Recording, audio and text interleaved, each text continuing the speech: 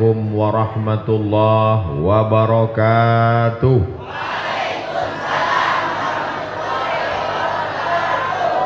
Kaifa halukum? How are you tonight? Apa kabar semuanya? Kumaha? Pripun kabare? Biado? Ba'a kaba? Aga kareba? Itu salah satu kelebihan santri.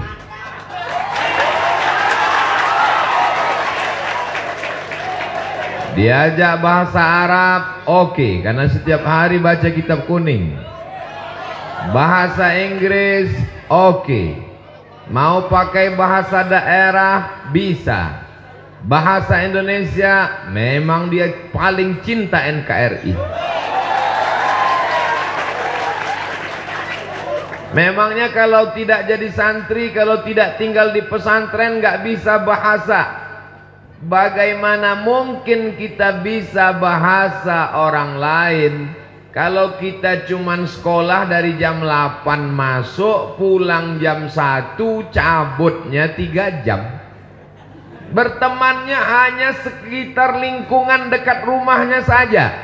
Tapi kalau tinggal di pesantren, mondoknya 6 tahun, 7 tahun, pulangnya cuman liburan semester, bahkan mungkin hanya Idul Fitri saja, bahkan mungkin gak pulang-pulang karena orang tuanya sudah meninggal dunia.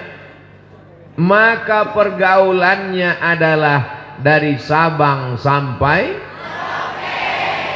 Bukan dari Sabang sampai Merauke, Sabang sampai Maroko.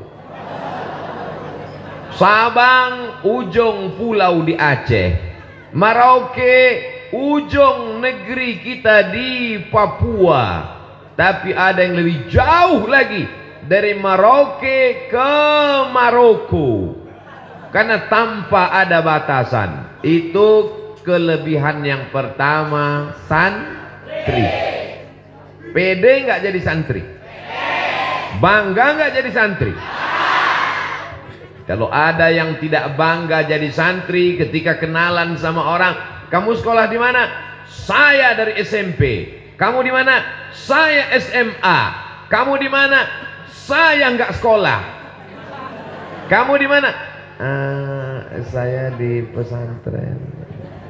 Ini orang mestinya sudah lama mati. Buat-buat macet aja dia. Pede, percaya diri. Kenapa? Karena kita punya kenalan yang begitu luas. Dari mulai rambut yang lurus sampai keriting, dari yang hitam sampai yang putih, yang tinggi sampai yang pendek, semuanya sama. Dan di pesantren lah kita kenal pribadi orang macam-macam. Saya sekarang kalau tausiah pergi ke Aceh, ketemu dengan teman saya. Pergi ke Medan, jumpa dengan sahabat saya. Pergi ke Surabaya, Jawa Timur, sahabat dan teman akrab saya. Pergi ke Madura, senior dan junior saya. Pergi ke Makassar, friend saya. Sampai ke Sorong, Papua, kawan-kawan saya semua. Kenapa demikian? Karena kita di pesantren punya pergaulan yang luas. Jadi anak-anak, adik-adik, saya mau panggil anak, rasanya saya masih terlalu muda. Jadi panggil adik-adik ajalah. Jadi adik-adik sekalian yang selama ini bimbang-bimbang di pesantren, pesantren apa pulang? Pesantren apa pulang? Pesantren apa pulang? Pulang, pesantren, pulang, pesantren, pulang. Pulanglah. Kau pulang mau jadi apa? Mau berteman dengan siapa? Mau berteman dengan TV, mau berteman dengan warnet, mau berteman dengan boneka setan. Tapi kalau di pesantren, Masya Allah, Tabarakallah. Dan di pesantren kita kenal sifat orang dari berbagai macam suku dan bangsa. Betul? Ketemu sama orang yang datang dari Jawa Barat, orangnya lembut. Kumaha atuh damang. Ketemu sama kawan yang dari Medan, Sumatera. Sini kau Sunda, sini. Ketemu sama teman yang datang dari Bandung, orangnya lembut. Kadang kita karena pakai sepatu tapaknya terlalu tebal, semakin tebal tapak sepatumu, semakin tak terasa bahwa kau sudah menginjak kaki orang lain. Bisa untuk update status besok pagi. Tapi orang dari Bandung, dari Garut, dari Cicalengka, dari Jawa Barat lembut. Kalau kakinya diinjak, punten, kakinya tolong jangan diinjak. Tapi kalau sama orang di Sumatera lain, begitu kakinya kena sedikit, kemana mata kau? Tapi kita tidak tersinggung. Kenapa? Karena kita sudah kenal. Satu kamar, sama-sama makan, sama-sama jalan, sama-sama satu kelas. Tak kenal maka tak sayang, tak sayang maka nggak ngutang. Saya tidak pernah tersinggung dengan teman-teman saya yang datang dari Pulau Sumatera, dari Medan, dari Aceh, dari Minangkabau, dari Sumatera Barat. Saya juga paham dengan teman-teman saya yang datang dari Bandung, dari Pulau Jawa. Kenapa? Karena memang karakternya macam-macam. Mengapa orang di Sumatera itu kalau ngomong keras dan kuat? Karena cabenya banyak. Dia kalau makan cabai dia wah mana ini? Kenapa mereka kalau ngomong itu keras? Karena tinggal di gunung anginnya kencang. Nikahlah orang Sumatera sama orang Jawa Barat. Mas, Aa, tolong diangkat jemurannya. Hujan turun. Begitu mau diangkat udah basah. Orangnya lembut, orangnya baik, orangnya sopan, orangnya santun. Kalau nunjuk pakai jempol. Tapi kalau kami nunjuk pakai. Tapi saya tidak tersinggung. Walaupun dia pakai jempol, walaupun dia pakai telunjuk. Kenapa? Karena kita sudah mengenal budaya masing-masing dari penggunaan kata. Mungkin di sini orang tidak pakai kau, karena kau itu kasar. Di sini kalau kamu itu apa pakai? Hah?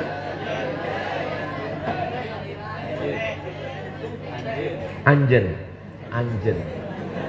Lembut, baik. Tapi kalau saya dikatakan orang, dari mana kau Somad? Saya tidak tersinggung. Kenapa? Karena sudah mengenal karakter sifat masing-masing. Satu kamar. Loh, memangnya Ustadz satu kamar dulu dengan mereka? Ya. Berapa orang Ustadz waktu itu satu kamar? Cuman berdua, 20. Kayak ikan sarden di susu. Tapi dengan tidur bersama itu menjadi akrab. Kita tahu bunyi. Jangankan wajahnya, jangankan pakaiannya, dari bunyi ngoroknya kita kenal.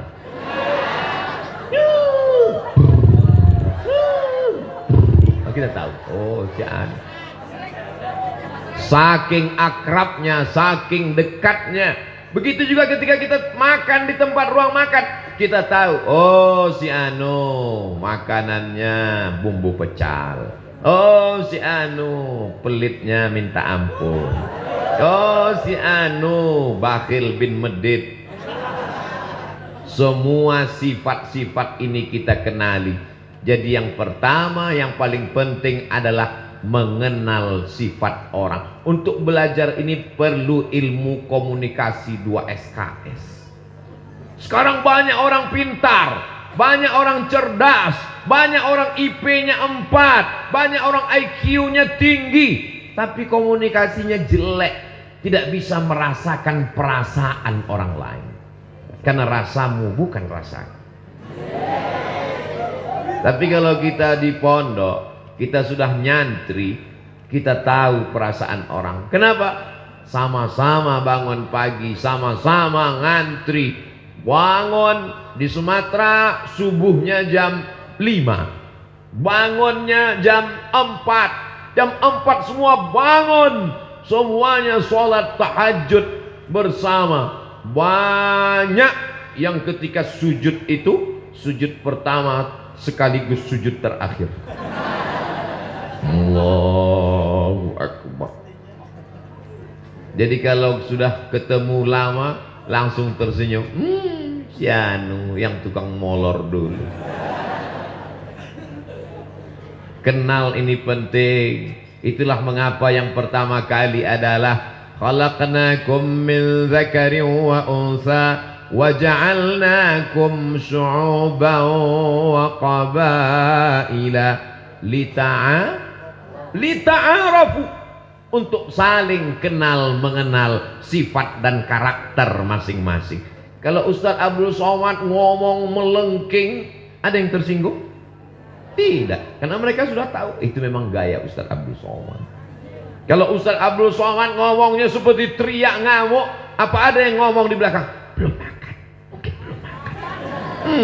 Enggak. Kenapa? Karena mereka sudah tahu.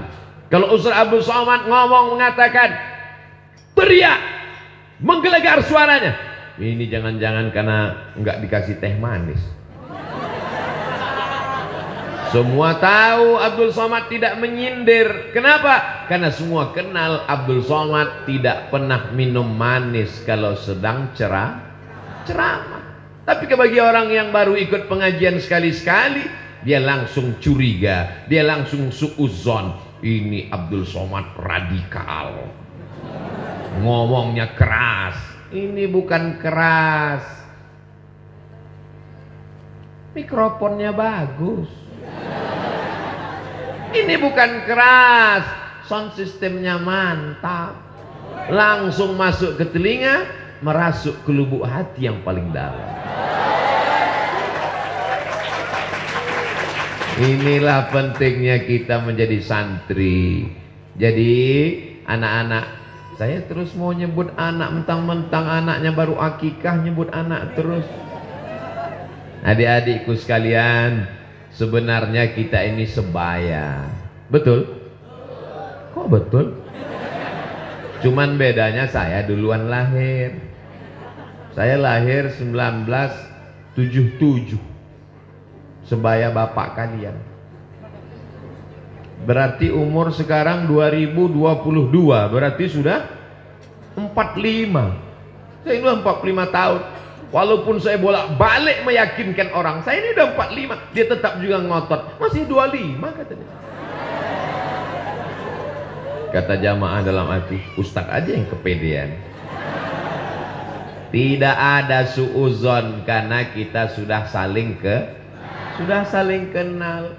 Tadi ibu Nyai di atas, ibu saya, ibu kita semua.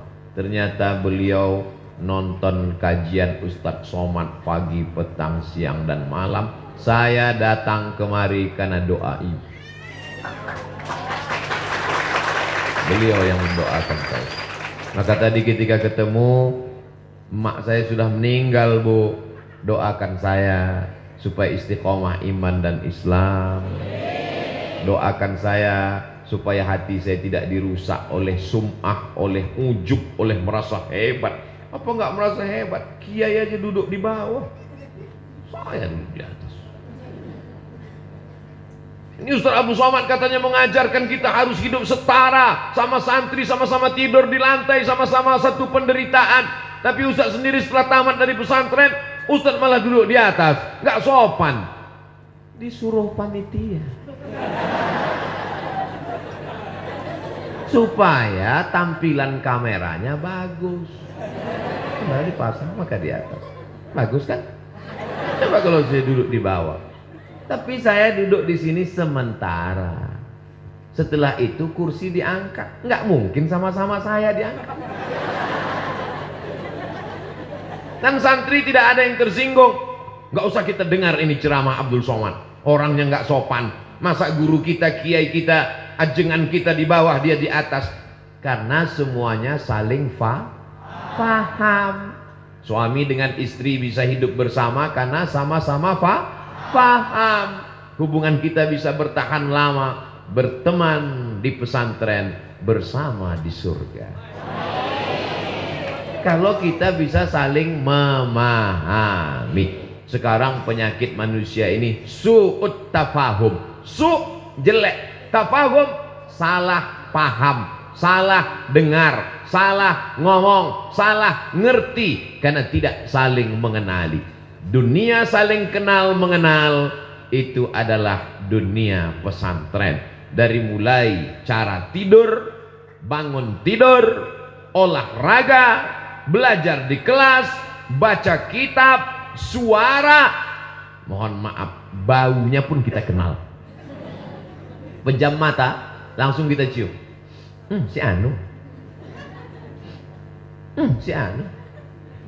Kenal, kenapa? Karena berteman dan bersahabat lama. Dan kalau di pesantren tidak ada jaim-jaiman. Betul? Kita kenal. Maka saya kalau ketemu dengan teman saya di pesantren, Mat, kata dia nggak pakai Ustadz lagi. Tapi begitu ada orang lain, Al-Mukarram Ustadz Abdul Somad. Semuanya adalah sahabat dan kawan. Dan hari ini saya tidak sedang merasa sebagai orang yang diundang dari luar pesantren, karena kita sama-sama santri. Kita sama-sama santri. Sampai hari kiamat kita adalah santri. Santri adalah orang yang senantiasa ingin dirinya mendapatkan ilmu pengetahuan. Masya Allah, tabarakallah. Saya selama ceramah belum pernah minum air manis, tapi ini tetap di shoot, digambar biar supaya kelihatan bahwa Ustadz Somad air minumnya banyak. Sampai di depan. Ini nanti akan di-upload di channel Ustadz Abdul Somad Official. Jangan lupa subscribe, like, share, and comment. Orang pasti sulit. Ustadz Abdul Somad, gimana kami bisa ingat bahwa itu ceramahnya di pondok kami? Ustadz di mana-mana ceramah pecinya hitam terus. Ustadz di mana-mana ceramahnya bajunya putih terus, gayanya gitu-gitu terus. Mudah aja. Ketika ada airnya 4, itu berarti di pesantren kita. Masya Allah, tabarakallah. Jadi poin yang pertama, bahwa anak pesantren punya ilmu komunikasi dengan berbagai macam suku, bangsa, dengan berbagai macam bahasa. Adapun di pesantren, bahasa yang dipakai Masya Allah, tabarakallah. Fi hadhil munasabati sa'idati yasurruni an akuna ma'akum. Asa yakuna hadha al-liqa' liqa'an tayyiban mubarakan fih.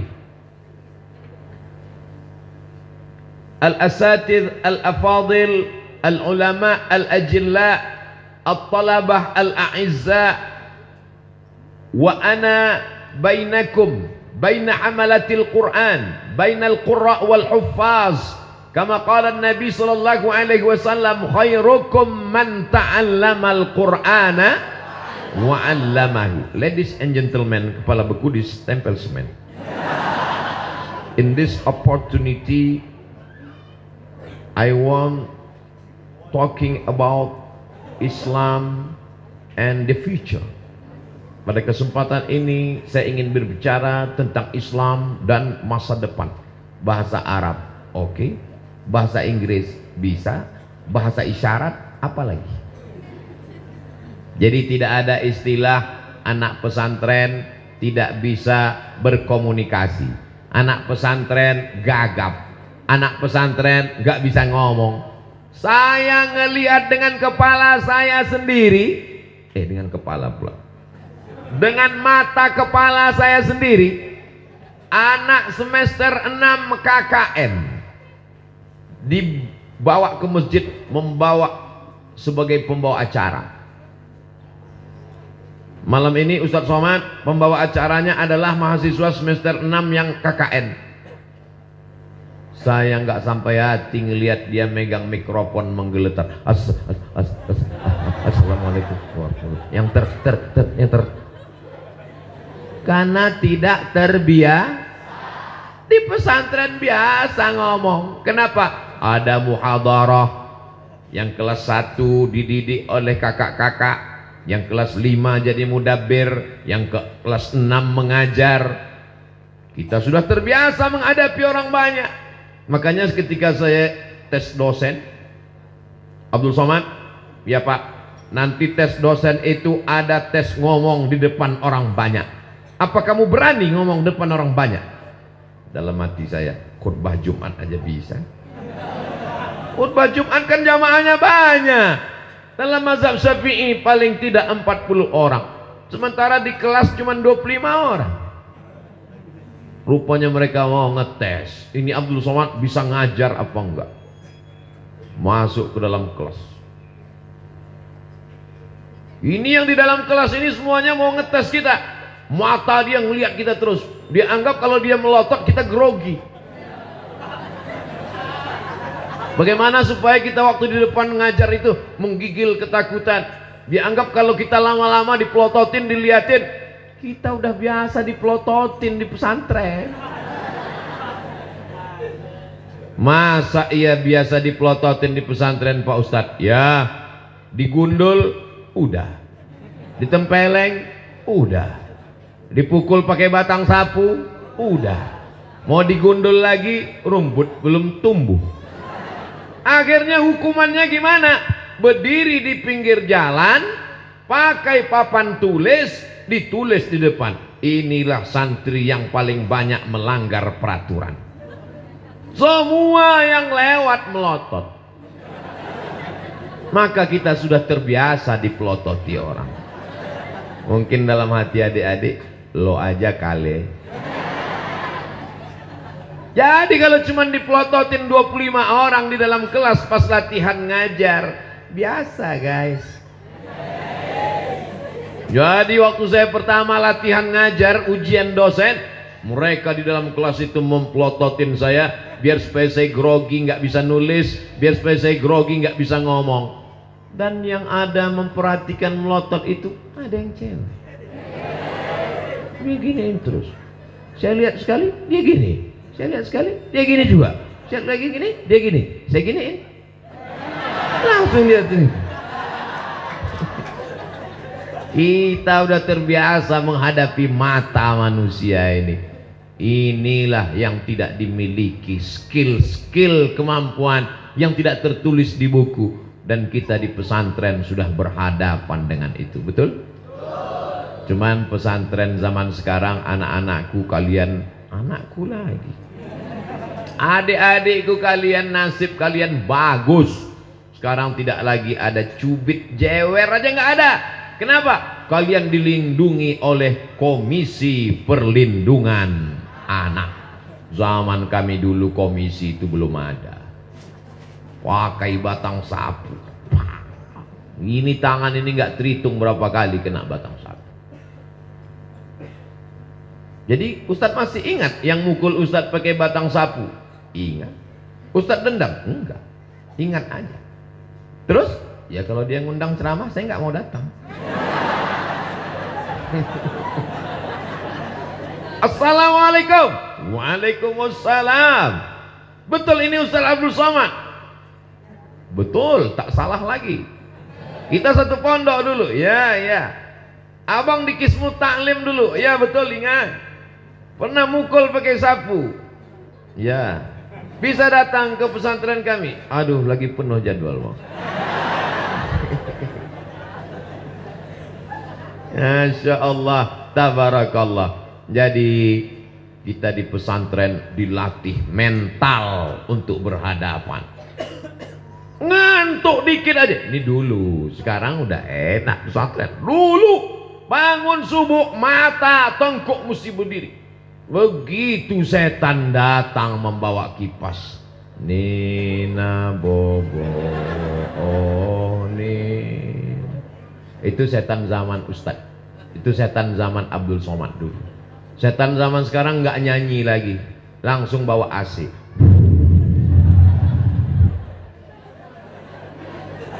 Begitu rasanya duduk di atas kelopak mata ini setan rame-rame duduk di sini. beratnya minta ampun, sudah diginikan, tetap juga lagi, ya Allah gimana. Akhirnya tuh datang kakak kelas 5 dari belakang bawa sajadah. Kum.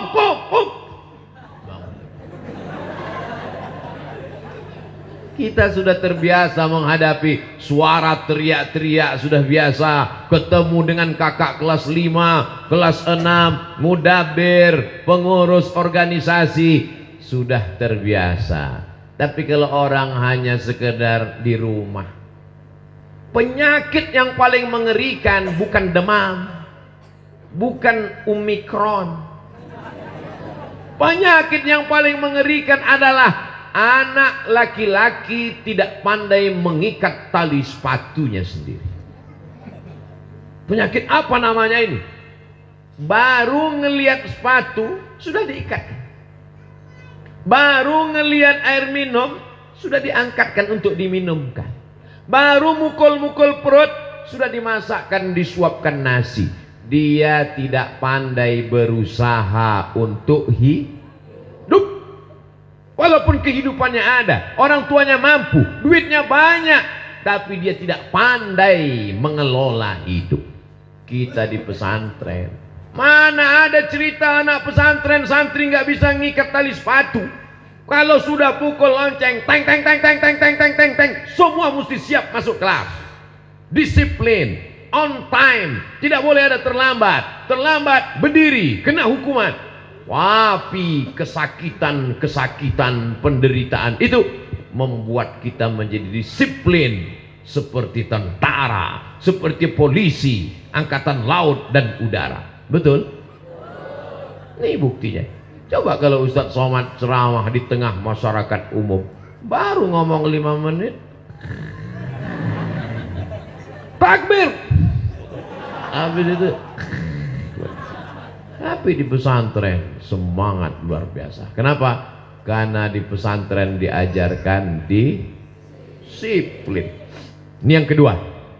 Yang pertama tadi adalah mengenal sifat manusia dari berbagai macam suku dan bangsa. Yang kedua adalah disiplin. Mana ada perempuan tiba-tiba nyasar ke tempat laki-laki, dan tidak ada laki-laki yang nyasar ke tempat. Ada sebagian. Itu untuk mengawal jalan Abdul Somad. Ini disiplin. Di pesantren jelas jenis kelaminnya, laki-laki, perempuan. Sekarang banyak orang yang tidak jelas jenis kelaminnya. Gagah, kumis melintang, berotot. Begitu ditanya, di mana Jalan Jenderal Sudirman? Di sana. Nggak jelas, karena tidak dididik dengan disiplin. Pakai peci, aku laki-laki. Pakai koko, aku laki-laki. Pakai kain sarung, aku laki-laki. Pakai jilbab, aku perempuan. Abdi teh perempuan atuh? Hah? Istri. Jelas, disiplin inilah yang luar biasa. Tidak ada satupun yang kelihatan rambutnya. Di dalam ditutup pakai khimar. Khimar, kain yang menutup rambut.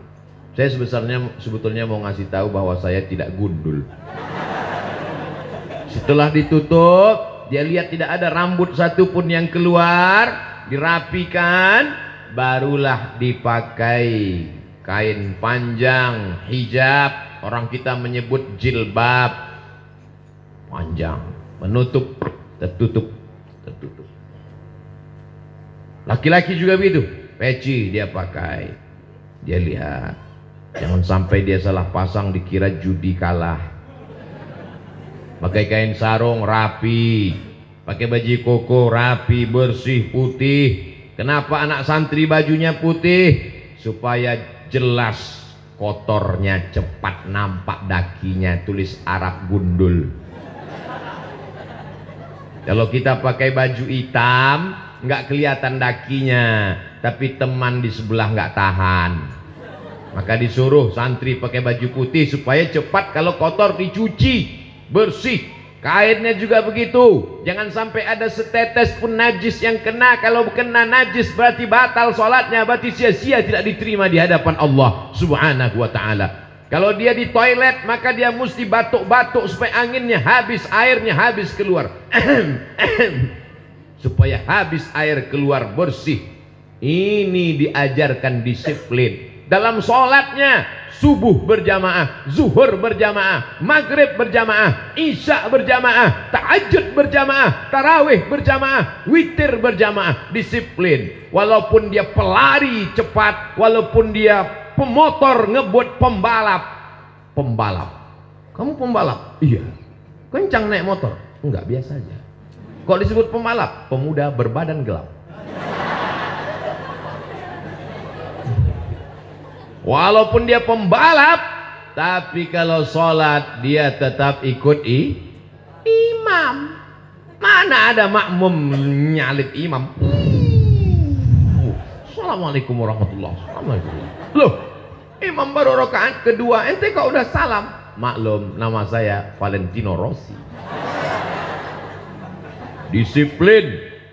Ju'ilal imamu liyu'tamma bihi. Imam diangkat untuk diikuti. Disiplin kita diajarkan melalui Al-Quran. Kalau sudah nun ketemu dengan qaf, maka dia mesti berdengung. Gimana bunyinya? Dan kita nggak pernah nanya-nanya, kenapa ming? Kenapa nggak mu? Disiplin mengikut. Walaupun ditutup kain, disiplin. Lihat-lihat dikit saja. Yang laki-laki mungkin lihat-lihat sih. Lalu disambut sama yang perempuan. Masih syukur kalian ngelihat perempuan. Kami dulu santrinya 1.800 laki-laki semua. Mau ngelihat perempuan cuman hari Ahad sore. Nenek-nenek ngantar cucu. Kalian masih ngelihat perempuan. Ini disiplin, ini luar biasa. Jadi Ustaz Somad selama SMP, habis itu SMA, Sanawiyah dan Aliyah, nggak kenal perempuan. Enggak. Terus itu ke Mesir, 4 tahun di Mesir nggak ada pacaran. 4 tahun di Mesir nggak ada pacaran. Kenapa? Nggak dapat. Belajar terus.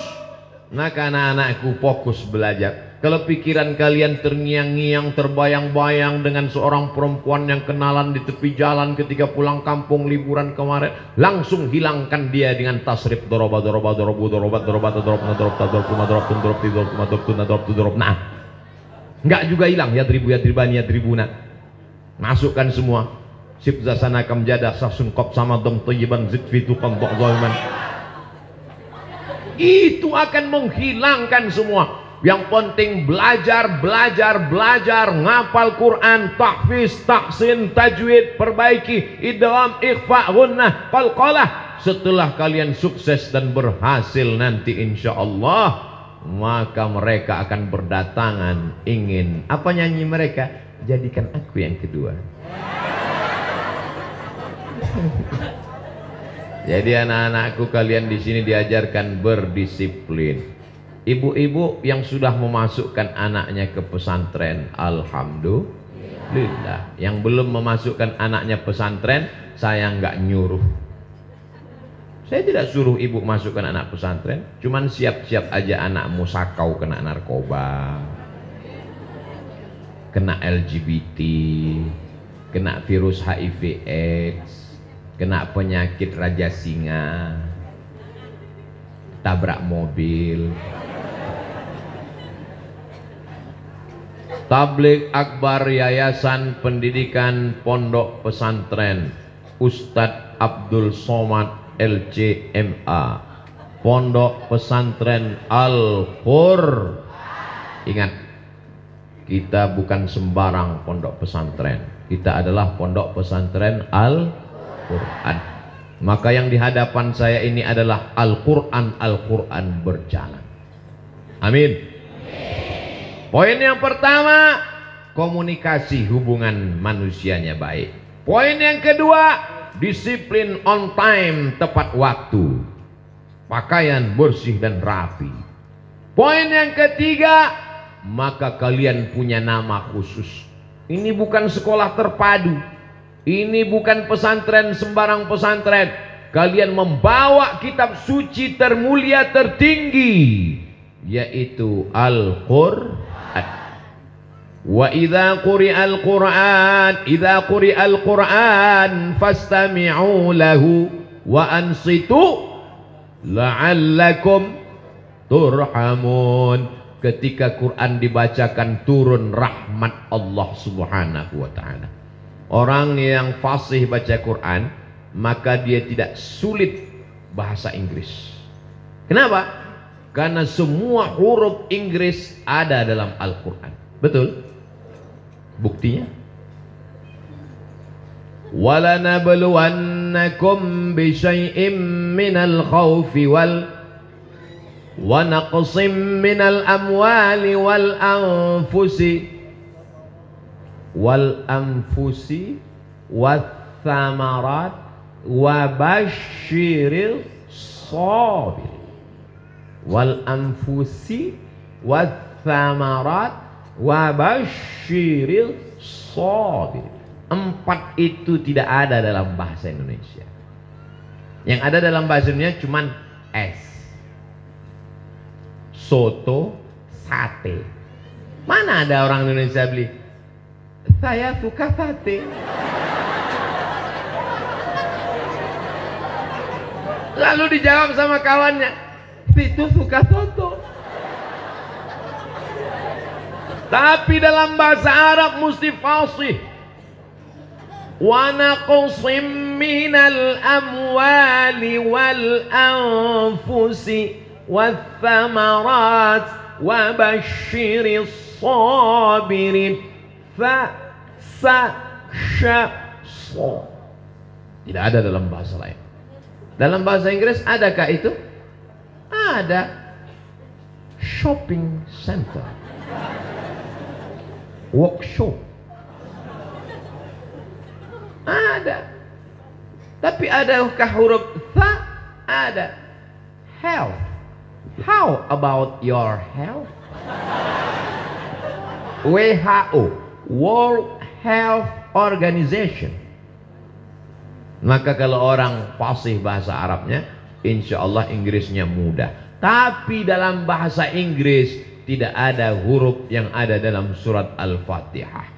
Ghairil maghdubi alaihim waladdallin. Maka bahasa Arab itu disebut dengan lughatul dhad. Lughatul dhad, karena tidak ada huruf dhad dalam bahasa lain. Carilah bahasa lain. Bahasa Inggris, bahasa Prancis. Bahasa Prancis kalau bahasa malam, selamat malamnya bonsoir. Tulisannya bonsoir. Tulisannya bonjour. Bacanya bonjour. Tulisannya bonsoir, bacanya bonsoir. Siapa nama kamu? Komong Tutapel. Nama saya Abdul Somad, Jumapel Abdul Somad. Saya mahasiswa di Darul Hadis Institute. Je suis étudiant à Darul Hadis Établissement. Kenapa Ustadz mesti menghafal itu? Karena kalau tidak dihafal, tidak lulus ujian beasiswa, putus, mau makan apa? Oh, jadi Ustadz kurus ini karena nggak makan. Adik-adikku yang dimuliakan Allah Subhanahu wa ta'ala, maka kalian Al-Quran dalam bahasa Inggris tidak ada panjang pendek, tapi dalam bahasa Arab Alhamdulillahi Rabbil Alamin Ar-Rahmanir Rahim Maliki Yaumiddin. Ada panjang ke atas, mal. Ada panjang ke bawah, ada panjang ke depan. Yu'minuna bil ghaib. ada panjangnya lebih lama. Ulaika ala hudam min rabbihim. Bahasa Inggris tidak ada. I love you. Tidak ada. Bahasa Indonesia, minum. Minum ya minum, nggak ada. Minum. Minum. Nggak salah kalau mau dipanjang pendek kan. Tapi dalam bahasa Al-Quran, dan orang kalau ngerti hafal Quran dengan dakik, dengan halus, sehebat apapun makmum mengkritik di belakang, dia tidak akan goyah, tidak akan goyang, karena hafalannya kuat. Inna anzalnahu fi lail. Dia hafal, mengerti nahunya, bahwa kalau di pangkalnya ada huruf jar fi, berarti setelah fi pasti lailatin. Tapi kalau dia hafalnya tidak dakik, tidak halus, tidak kuat, tidak mutqin, goyang dia. Inna anzalnahu fi lailatul qadr. Datang makmum di belakang, Lailatul. Wa ma adraka ma lailatul qadr. Lailatul. Tapi kalau dia kuat, makmum semuanya ingin menyesatkan dia. Wa in tuti aksara man fil ardi yudilluka an sabilillah. Hebatnya kalau kalian hafal Quran, walaupun kalian gak lancar bahasa Arab, sampai ke Makkah ketemu sama orang Arab, modal hafalan Quran, kalian bisa ngomong dengan orang Arab. Ketemu sama orang Arab, assalamualaikum, salamun ala manittaba'al huda. Ada kawan saya dulu ngapal Quran, saking kan lancarnya hafalan Qurannya, sampai assalamualaikumnya pun masuk ke dalam Quran. Assalamualaikum warahmatullahi walaula fadlullahi wa rahmatuhu lakuntum minal khasirin.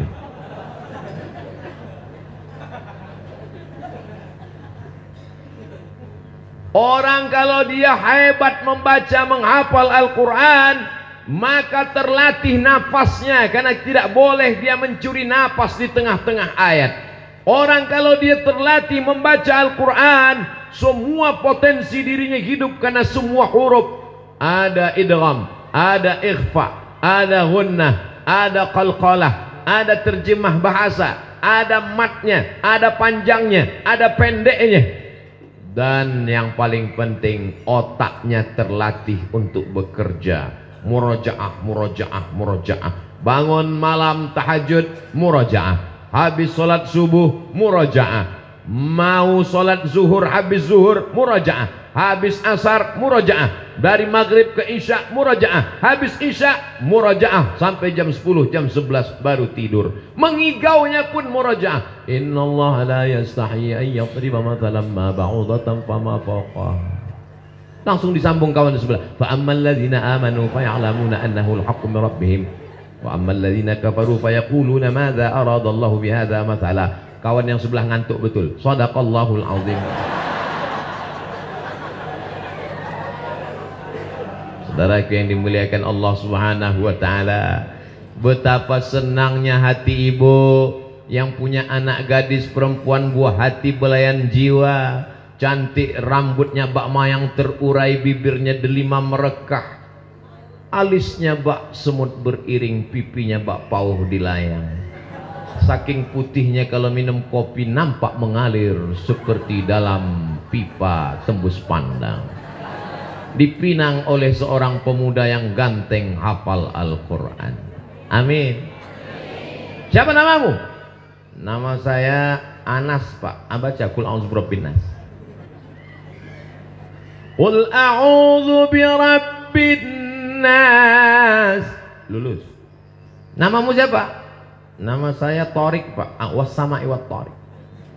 Was-sama'i wat-Torik. Mantap, lulus. Kamu calon yang ketiga siapa? Nama saya Imron Pak. Baca surat Ali Imron. Tapi sehari-hari dipanggil kulhu Pak. Apa aja kulhu?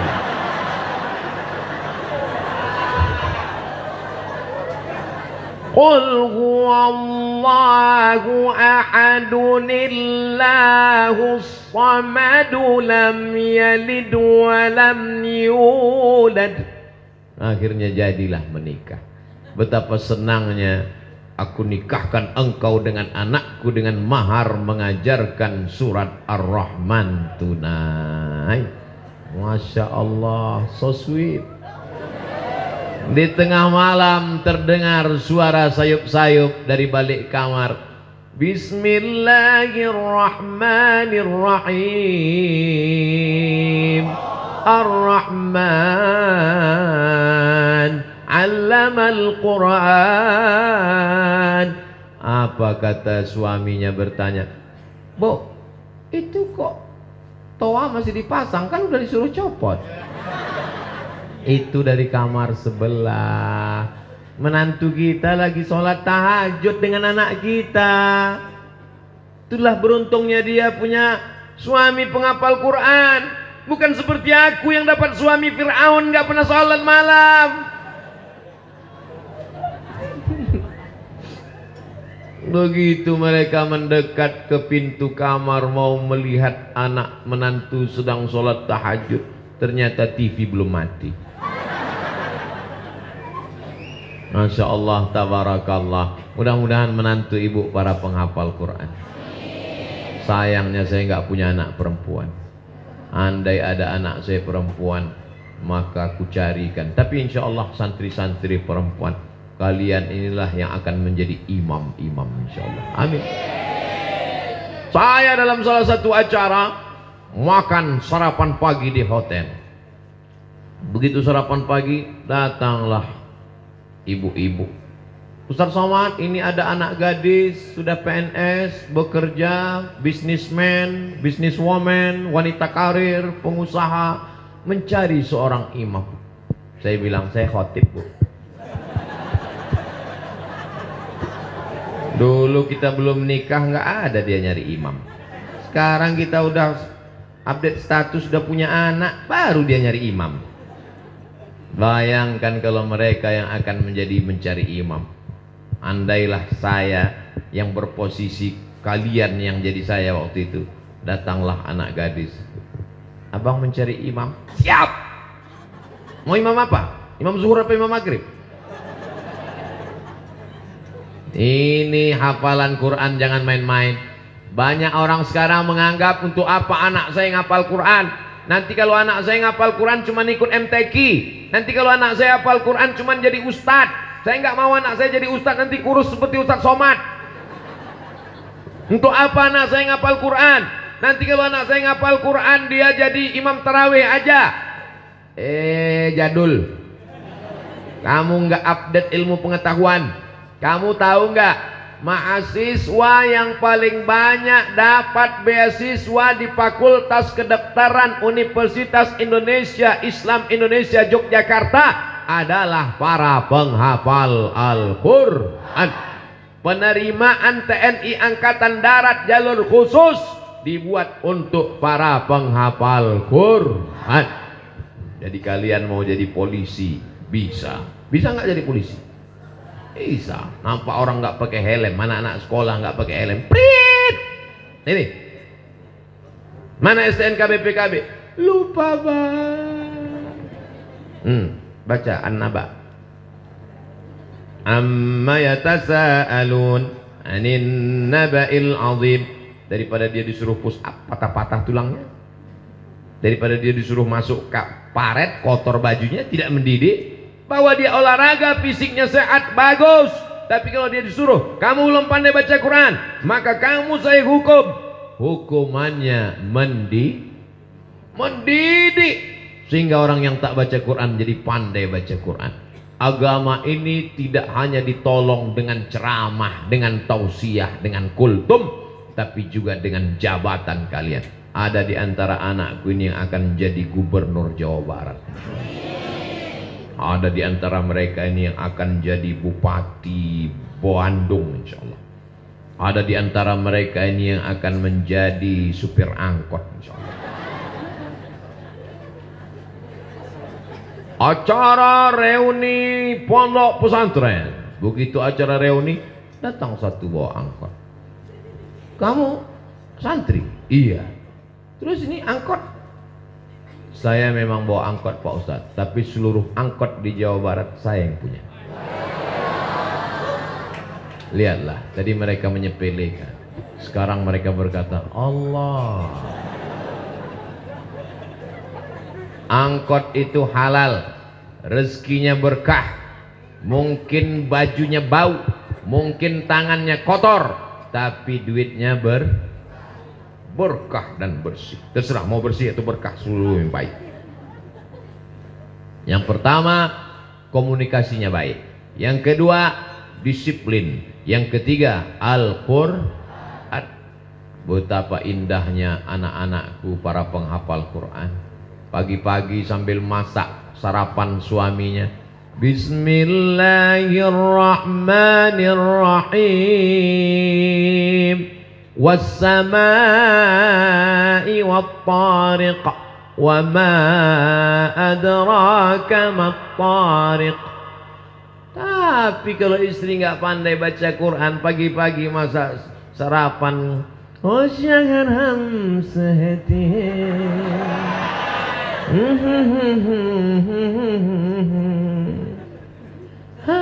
Datang anaknya di belakang, aca. Hancur dunia. Tapi mereka solihah. Mereka lah yang akan melahirkan para pemimpin-pemimpin bangsa insya Allah.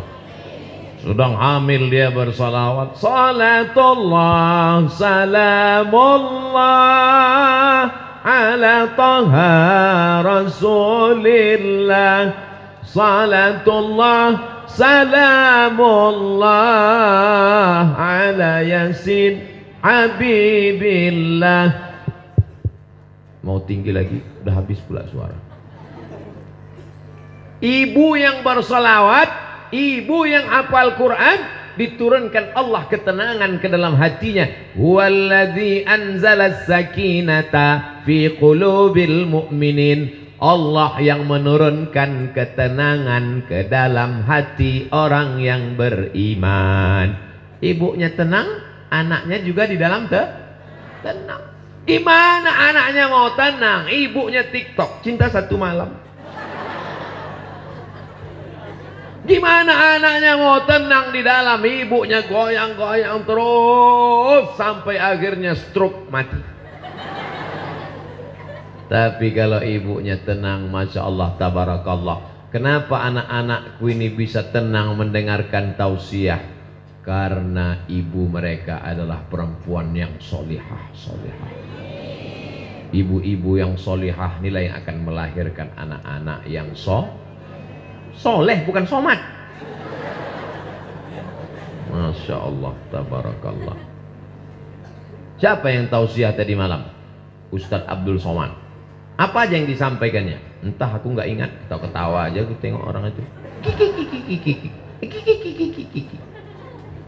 Yang pertama, komunikasinya baik.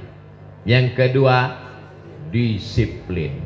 Yang ketiga, Al-Quran. Yang keempat, terjaga, terpelihara selama berada di pesantren. Ada anak pesantren yang ngisap ganja? Nggak ada. Ada anak pesantren yang makan pil anjing gila? Nggak ada. Ada anak pesantren yang pesta narkoba sabu-sabu? Nggak ada. Ada anak pesantren yang pakai sepeda motor knalpotnya disunat nabrak tiang listrik? Nggak ada. Ada anak pesantren yang bonceng-bonceng hari Sabtu malam Ahad sampai pulang subuh. Sekarang anak SMP pergi ke toko bangunan, mau nyari semen, dek, mau nyari pipa, mau nyari apa? Lem. Buka lem, error. Ditangkap sama Pak Kapolres, ditempeleng 2 kali, kelepak, Saya tidak takut sama Pak Kapolres. Saya hanya takut pada Allah. Udah mabuk, error, sakau. Tapi anak pesantren selamat dari narkoba. Anak pesantren selamat dari gadget.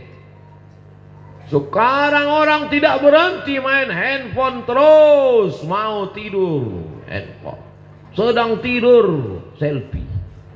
Bangun tidur, handphone. Tapi kalian selamat. Kenapa? Karena nggak ada handphone. Kalian sedang dididik. Anak-anak sekarang rusak bola matanya, kena radiasi. Otaknya tidak peduli lagi pada orang. Maaf, seperti kena autis. Tidak peduli lagi pada orang. Karena zaman dulu kalau kita bertamu ke rumah orang, ketemu anak-anak, salaman. Apa kabar Ustaz? Cium tangan. Sekarang nggak peduli. Cium tangan Ustaz, nak. Dia kasih tangannya. Cium. Tapi di pesantren selamat insya Allah. Dan tidak ada anak pesantren yang pacaran. Kalaupun ada backstreet, kalaupun ada LDR, tapi insya Allah dia selamat. Mana ada anak pesantren sore-sore datang, Assalamualaikum Pak, saya mau bawa anak Bapak sampai subuh 2 kali 24 jam. Nggak ada. Selamat dia insya Allah. Selamat dunia, selamat akhirat. Anak laki-lakinya selamat, anak perempuannya selamat insya Allah. Amin. Sekolah di luar, jilbabnya begitu keluar kelas masuk tas. Habis itu pergi jalan-jalan, dikasih air minum, di bawah air minumnya sudah disuntik dengan obat perangsang. Habis itu dia hilang kesadaran, pakai sepeda motor ngebut, kencang ke sana kemari. Kalau laki-laki kepalanya bengkak, kalau perempuan masuk angin gembung 3 bulan. Mohon maaf Kiai, saya keceplosan. Nah, akhirnya terjadilah apa yang terjadi. Hari sakral, hari suci pernikahan yang mestinya sangat dihormati dan dimuliakan, tapi justru jadi hari kemarahan. Yang semestinya seorang bapak dengan senyum berkata, hai calon menantuku, iya beb, aku nikahkan engkau dengan anakku dengan mahar mengajarkan surat Ar-Rahman tunai. Tapi justru hari itu adalah hari kemarahan karena sudah melampau batas. Anaknya sudah habis kehormatan dirinya. Kunikahkan engkau dengan anakku, yang datang lagi ke sini ngurusin. Ya, kalau enggak, bukan karena malu sama tetangga, enggak kunikahkan, kau setan. Hancur masa depan. Tertulis ditutup botol. Do not accept if seal is broken. Jangan terima botol kalau segelnya rusak. Paham? Botol yang harga 5.000, 10.000, 15.000 rupiah dijual di tepi jalan, tidak mau diterima orang kalau segelnya rusak. Apalagi kehormatanmu, wahai anak perempuan. Kalian adalah anak-anakku. Anggaplah aku ini sebagai ayah kalian. Sementara selesai tausiah ini, namanya ayah pinjaman. Jaga kehormatan kalian nak. Setelah tamat kalian dari pesantren menghafal Quran, setelah itu nanti kalian kuliah, selesai S1 akan datang laki-laki soleh meminang kalian dengan membawa Al-Quran. Jodoh tidak akan mungkin tertukar. Sudah tertulis di Lauhil Mahfuz. Ikan di laut, garam di laut. Apa lu? Hah? Ikan di laut, asam di gunung, bertemu dalam rice cooker. Maka kalau sudah jodoh takkan kemana. Begitu juga dengan kalian. Jangan risau, sudah tertulis di Lauhil Mahfuz bahwa kalian akan mendapatkan istri yang solihah insya Allah. Jangan sampai rezeki itu kalian rusak dengan perbuatan maksiat. Dzalika bi anna Allah lam yakun mughayyiran ni'matan an'amaha 'ala qaumin. Allah sudah memberikan yang terbaik, tapi karena akhlakmu buruk, karena kau pacaran, karena kau buat dosa, karena kau buat maksiat, dijauhkan rezekimu dari engkau. Tapi kalau Allah sudah mentakdirkan engkau berjumpa, walaupun anak gadis itu di dalam kamar, kamarnya dikunci, dan kamarnya di dalam rumah, rumahnya dikunci, rumahnya dalam komplek, kompleknya dikunci, tapi kau tetap akan bisa bertemu dengannya, karena yang mempertemukan kalian bukan biro jodoh, yang mempertemukan kalian bukan dukun, tapi yang mempertemukan dia yang berkata innama amruhu idza arada syai'an ayyakula lahu kun. Skenario Allah begitu indah. Kalau tak percaya tanya sama ibu-ibu ini. Banyak yang salah jawab. Itu suami ibu ya? Iya. Gimana ketemunya dulu bu? Salah sambung. Itu ke istri bapak ya? Iya. Gimana ketemunya dulu pak? Ditangkap ansip. Ada skenario begitu indah. Adik ketemu dengan istrinya dulu gimana? Kami waktu itu sama-sama acara reuni pondok pesantren. Setelah tamat mondok, kami pun kuliah 4 tahun. Saya di Harvard University, dia di Al-Azhar Kairo.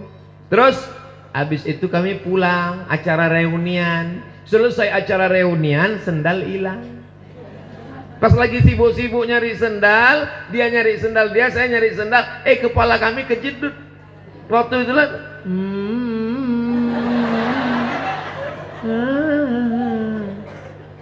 Akhirnya tukar-tukaran nomor, tapi kami tidak mau buat dosa. Akhirnya dia pun kupinang dengan bismillah dan setengah kilogram emas putih. Pantas dia mau. Sampai masanya kalian akan dipertemukan. La ini jitama'atil ummatu ala ayyadurruka bisyai'in. Seluruh dunia ingin memisahkan kalian, menghalangi kalian, memudaratkan kalian, menyantet kalian, membunuh kalian. Kalau tidak, kata Allah, maka tidak akan terjadi. Betul? Iyamsaskallahu bidurrim fala kashifalahu illahu. Tapi kalau Allah ingin mempertemukan kalian, Allah menjodohkan kalian karena kalian orang baik. Wa in yuridka bi khairin fala radda li fadlih. Tak ada satu pun yang bisa menolak. Perbaiki akhlakmu, perbaiki hatimu, perbaiki hafalanmu, perbaiki Qur'anmu, perbaiki kitab kuningmu, urus akhlakmu, urus bakti kedua orang tuamu, maka hidupmu, jodohmu akan diurus oleh Allah Subhanahu wa ta'ala. Allah yatawallas salihin wa huwa yatawallas salihin. Allah yang mengurus orang soleh. Itulah mengapa kita selalu meminta Rabbi habli minas soleh. Mudah-mudahan anak kita menjadi anak yang soleh, bukan somat. Kalau kau soleh, hidupmu akan diurus Allah Subhanahu wa ta'ala. Kalau kau solihah anakku, hidupmu pun akan diurus Allah Subhanahu wa ta'ala. Yang pertama, komunikasi yang baik. Yang kedua, disiplin. Yang ketiga, Al-Quran menjadi utama. Target, musti hafiz, musti alim, musti faqih. Yang keempat, terjaga dari narkoba, terjaga dari zina, terjaga dari pergaulan bebas. Yang terakhir, yang kelima. Yang kelima adalah kami ini semua akan mati. Betul? Teman-teman saya satu kelas, satu kampus, sudah banyak yang meninggal dunia. Ustadz kok nggak mati-mati? Masih banyak undangan. Maka semua mendoakan saya. Umi, ibu mendoakan, ya Allah, sampaikan Ustadz Abdul Somad ke pondok pesantren kami, ya Allah. Akhirnya kata Allah, Abdul Somad tambah umurnya dikit lagi. Ya Allah, banyak jamaah mendoakan Abdul Somad. Kami ini semua akan meninggal. Ibarat bunga, mekar, arum, semerbak, cantik, indah. Tapi sampai masanya dia akan layu, kuning dan mati. Umur 45. Kalau ikut Nabi Muhammad 63. Tak sampai 20 tahun lagi saya hidup. Maka yang melanjutkan masa depan adalah kalian. Kami akan menghadap Allah Subhanahu wa ta'ala. Tapi Kiai Haji Muhammad Ishaq sudah meninggal dunia, meninggalkan anak-anak para penghafal Quran. Anak-anaknya membuat pondok tahfiz Quran, cucu-cucunya dan bahkan sampai kakek, anak, cucu, di bawah cucu, hah? Buyut. Kakek, anak, cucu, buyut. Kakek sumber pohon pertamanya Kiai Haji Muhammad Ishaq. Anak, cucu, buyut. Buyutnya tetap mengumandangkan solawat. Tadi saya lihat solawat Nur Nadia Nur Fatimah. Dari pohon yang soleh, maka buah akarnya, daunnya, rantingnya pun akan soleh. Ini bukti dari beliau almarhum yang peduli kepada Al-Quran, mewakafkan tanahnya untuk tahfiz Quran, hidupnya untuk Al-Quran, maka anak cucunya pun juga. Abdul Somad hadir kemari itu karena doa-doa mereka, anak cucu, sampailah saya bersilaturahim kemari. Ini yang saya inginkan, kenangan baik. Kakekmu dulu, kakek saya penghafal Quran, amin. Kakek kamu dulu, kakek saya maling. Nauzubillah. Dan tidak akan ada yang mau mengakui kakeknya maling. Kakekmu aku nggak kenal karena waktu aku lahir dia udah mati. Tapi kalau kakeknya ulama penghafal Quran, pasti akan dikenang dan dikirimi Al-Fatihah untuk almarhum Kiai Haji Muhammad Ishaq. Wa usuluhu wa furu'uhu, anak-anaknya, cucu-cucunya, murid-muridnya yang sudah mengembangkan Al-Quran untuk mereka. Walahumul syai'ul lillahi walahumul fatihah. A'udzubillahi minasyaitonir rajim. Bismillahirrahmanirrahim. Alhamdulillahi rabbil alamin. Arrahmanirrahim. Maliki yaumiddin. Iyyaka na'budu wa iyyaka nasta'in. Ihdinas siratal mustaqim, siratal ladzina an'amta 'alaihim ghairil maghdubi 'alaihim waladdallin. Amin. Itulah yang diinginkan Abdul Somad. Jadi kalau saya mati nanti, anak-anakku mau ngirim Al-Fatihah. Anak-anakku mau kirim Al-Fatihah. Kalau selesai khataman Al-Quran, mau mengatakan Allahumma awsil thawaba ma qara'nahu min khatmil Quran. Sampaikanlah pahala bacaan Al-Quran kami untuk almarhum Uwas. Mau? Itulah yang diingin. Kalau sekedar bertemu kita malam ini bertatap muka, habis itu selesai. Yang udah sempat foto-foto tadi tolong dicetak, ditempel di dinding supaya pas ngelihat untuk almarhum Abdul Somad Al-Fatihah. Disimpan di foto supaya kalau dapat kabar Abdul Somad mati tinggal buat lingkar merah untuk update status. Baru beberapa bulan lalu kami bertemu. Ini dia yang lingkar merah di atas. Lalu dikirim bawah. Amin amin amin amin amin amin amin. Bukan itu tujuan. Tujuannya adalah amal jariyah, mengalir. Anak-anakku membaca Quran pagi, petang, siang dan malam, subuh, zuhur, asar, maghrib, isya, tahajud, witir dan duha, maka mengalir pahalanya untuk para guru-guru kita. Itulah yang diinginkan Abdul Somad. Kalau mati, titel-titel yang panjang ini tinggal. Kalau Abdul Somad meninggal dunia, ditulis semua titel di sini dulu. Al-Ustaz, doktor, dari mulai awal kursi sampai ujung kursi. Ditulis semuanya, tinggal. Padahal ini pondok dibesarkan oleh kiai, tapi yang besar di sini malah gambar saya. Jangan sampai nanti ketika diupload ada yang komen di YouTube di bawah. Karena kebetulan di atas gambarnya ini orangnya, terus dia komen di bawah, ternyata lebih asli, ternyata aslinya hitam ya. Anak-anakku yang dimuliakan Allah Subhanahu wa taala, hidup ini sementara. Sementara kaya, sementara cantik, sementara berkuasa, sementara ganteng. Yang ganteng akan top, tua ompong peot. Yang cantik akan layu, pipi turun ke bawah, hidung turun ke bawah, dagu turun ke bawah. Maka semua perempuan ingin supaya wajahnya naik ke atas. Bahasa Inggrisnya make up. Make up, make membuat, up naik, membuat naik.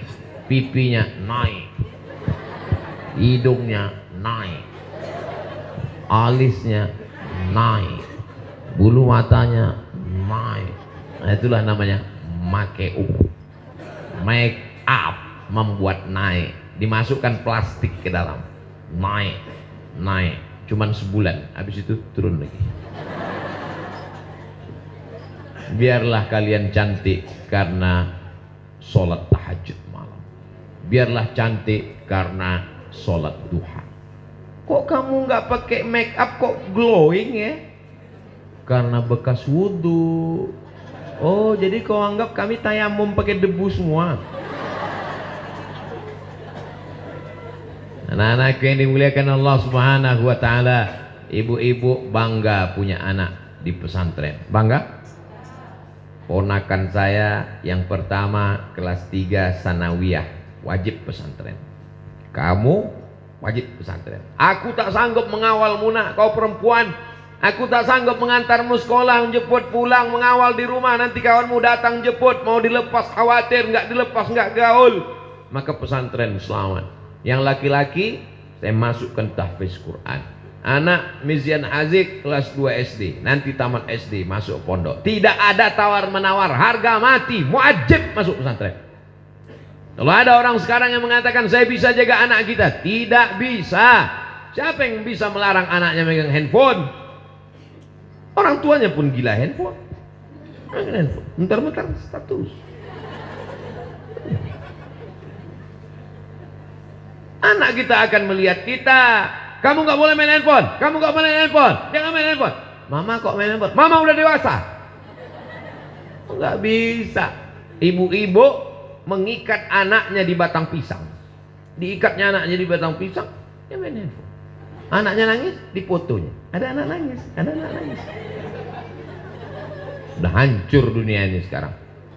Maka benteng terakhir pertahanan Islam, akhlakul karimah, adalah pesantren. Orang tua mesti bangga punya anak di pesantren.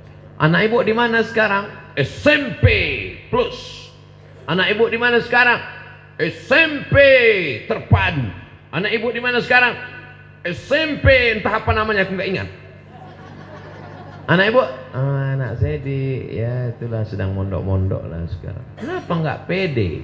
Kalau ada yang bangga dengan SMP-nya, dengan SMA-nya, dengan STM-nya, dengan SMK-nya, kau mesti bangga. Anak ibu di mana? SMP. Di mana? SMP. Di mana?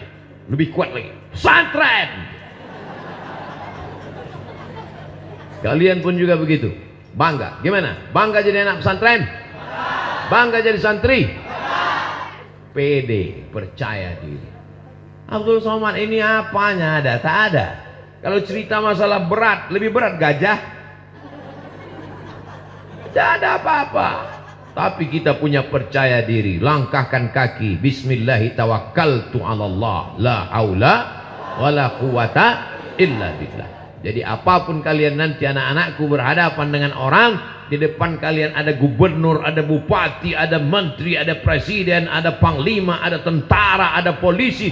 Semuanya itu adalah manusia yang terdiri dari urat, kuku, darah, daging dan bulu. Dan dia diciptakan dari tanah, dia akan dimakan cacing tanah, dan dia akan mati dilipat oleh tanah.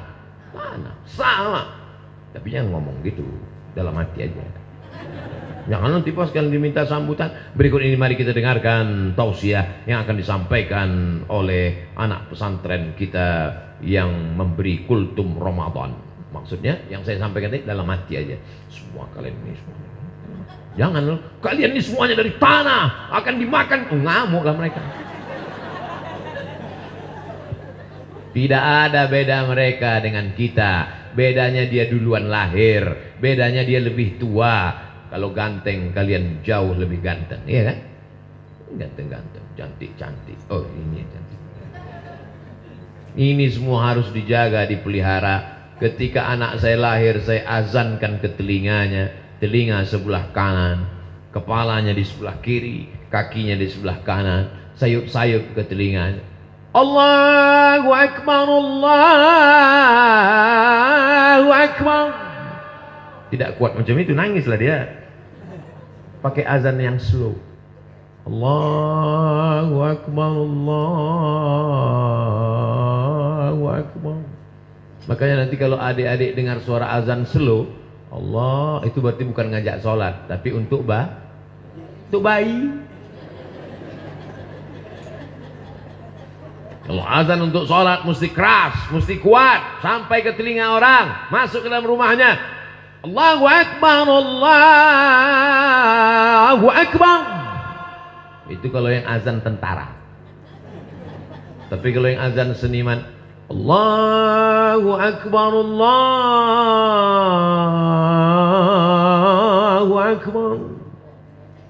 Apapun yang kalian kumandangkan, tetaplah yang pertama kali masuk ke telinga anak, la ilaha illallah. Walaupun bapaknya diplomat, kerja di Amerika dan Eropa, nggak pernah dia bisikkan ke telinganya, akan kusekolahkan kau ke Jepang. Walaupun bapaknya kaya, akan kubelikan kau mobil satu pintu harganya 5 miliar. Tetaplah kalimat pertama, la ilaha illallah. Itulah kebanggaan kita. Kalimatu haqqin 'alaiha nahya wa 'alaiha namutu wa biha nub'atsu.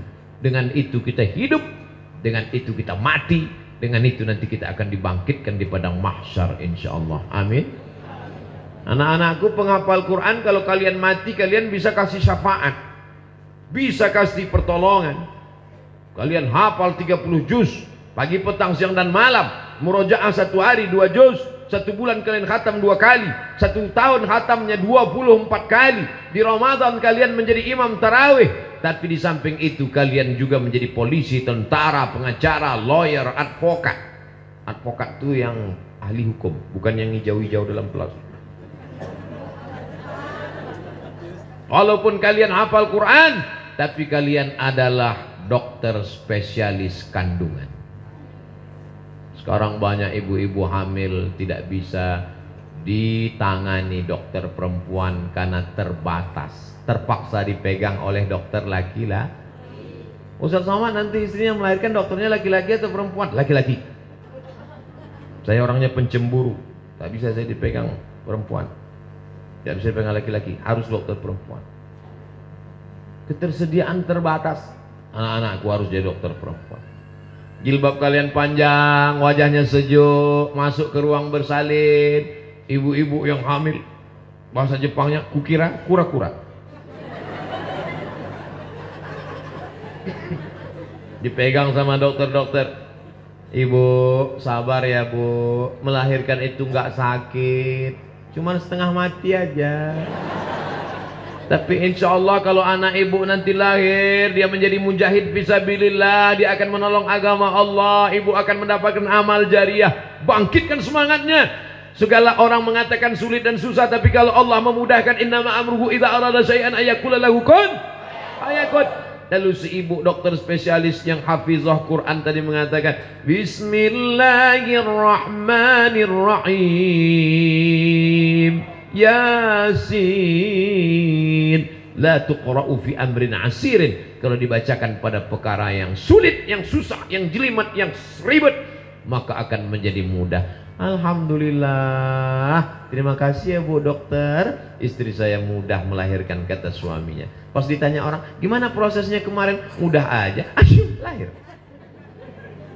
Tapi begitu yang masuk adalah dokter tidak pernah sekolah agama, yang tidak belajar agama, rambutnya merah kuning kelabu macam durian, tatonya di kening, tatonya di kuning, danger, kukunya hitam panjang, masuk dia ke dalam, matanya tajam melihat, mana yang sakit, mana.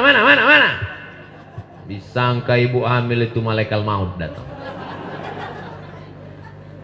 Kalian jadi perawat, kalian jadi bidan, kalian jadi dokter spesialis, kalian menjadi guru, kalian menjadi dosen, tapi tetap sebagai santri penghafal Al-Quran. Bahasa Arab oke, bahasa Inggris oke, jadi MC bisa, jadi qori, apalagi memerintah orang untuk mengatur, memanage organisasi, serba bisa, siap semuanya. Berpisah dengan orang tua, siap. Pisah dengan orang tua ini bukan mudah. Berapa banyak orang tua yang uangnya banyak, mobilnya banyak, mengantar anak ke Australia, ke Amerika, hanya tahan 3 hari. Begitu pulang, anaknya pulang lagi. Kenapa? Nggak pernah berpisah. Tapi kalian SMP 3 tahun, SMA 3 tahun, berpisah tahan. Kira-kira kalau dikirim ke Amerika siap? Siap. Ibu-ibunya juga melepas anak. Makanya ibu jangan tinggalkan anak dengan tangisan. Kalau mau menjenguk anak jangan nangis. Keringkan air matamu. Keringkan. Ambil tisu. Nah, kau belajar di pesantren ini, hafal Al-Quran. Aku ingin kau menjadi hafiz. Aku ingin kau menjadi orang. Aku sudah orang, mak. Masih setengah. Kalau mau nangis, udah keluar gang di ujung udah dekat terminal, baru nangis sana. Cari tiang listrik, nangis di situ. Jangan nangis di depan mereka. Jangan tanya makannya. Ini kadang orang tua jenguk anak tanya makan. Sarapan paginya gimana, nak? Tadi ngantri, mak. Terus dapat telur ayam, dapat tapi sebesar. Tidurnya gimana, nak? Lelap? Enggak lelap, mak. Gimana? Kasur. Kasurnya gimana? Tipis. Memangnya kau sampai tua bisa bersama dengan anakmu. Nanti kalau kau mati, siapa yang akan kau tinggalkan dengan mereka? Kau tinggalkan harta, akan habis dipakai bapak untuk nikah dengan anak gadis yang baru. Tapi kalau kau tinggalkan ilmu, kau tinggalkan hafalan Quran, kau tinggalkan pendidikan, dia siap menjalani hidup.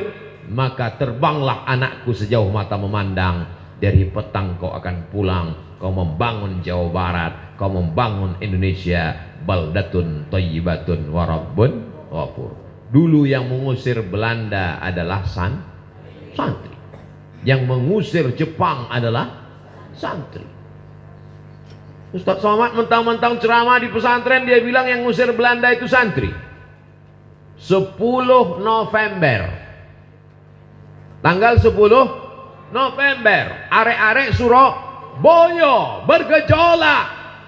Bagaimana mungkin ada orang sehat, punya rumah, punya istri, punya anak, mau mati syahid melawan Belanda? Kalau bukan karena digerakkan oleh ulama yang selalu digembar-gemborkan 10 November, 10 November, 10 November. Betul, 10 November. Tapi orang lupa 10 November bergejolak karena 22 Oktober. Ada apa dengan 22 Oktober? 22 Oktober keluar resolusi jihad dari Kiai Haji Hadratus Syekh Hashim Asy'ari bersama para ulama, mengeluarkan resolusi jihad bahwa melawan Belanda adalah mati syahid. Siapa yang jihad hidupnya mulia. Iskariman au mut syahidan. Berteriaklah Bung Tomo, berteriaklah para ulama, serang Belanda, takbir, Allahu Akbar. Akhirnya Belanda pontang-panting lari pulang ke Amsterdam, tinggal terong Belanda. Ketika bergejolak PKI tahun 48, siapa yang paling banyak dihantam, dihabisi? Ulama dan santri.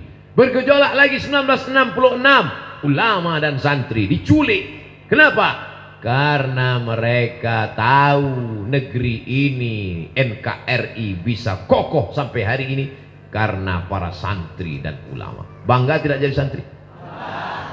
Ulama tidak seperti PNS, ada masa pensiunnya. Ulama sampai mati dia tidak akan pernah berhenti. Ulama unik, semakin tua semakin karismatik, semakin dicari orang. Dia seperti benda antik, makin tua makin bongkok, makin mahal. Maka kalian hafal Quran. Saya tidak mau jadi ulama.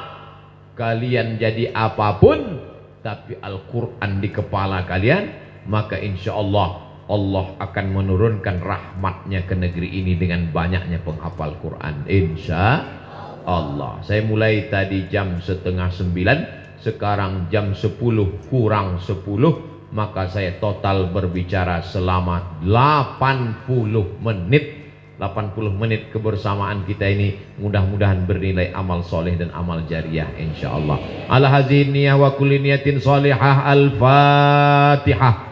A'udzu billahi minasy syaithanir rajim. Bismillahirrahmanirrahim. Alhamdulillahi rabbil alamin arrahmanir rahim maliki yaumiddin. Iyyaka na'budu wa iyyaka nasta'in. Ihdinas siratal mustaqim. Siratal ladzina an'amta 'alaihim ghairil maghdubi 'alaihim waladdallin. Amin.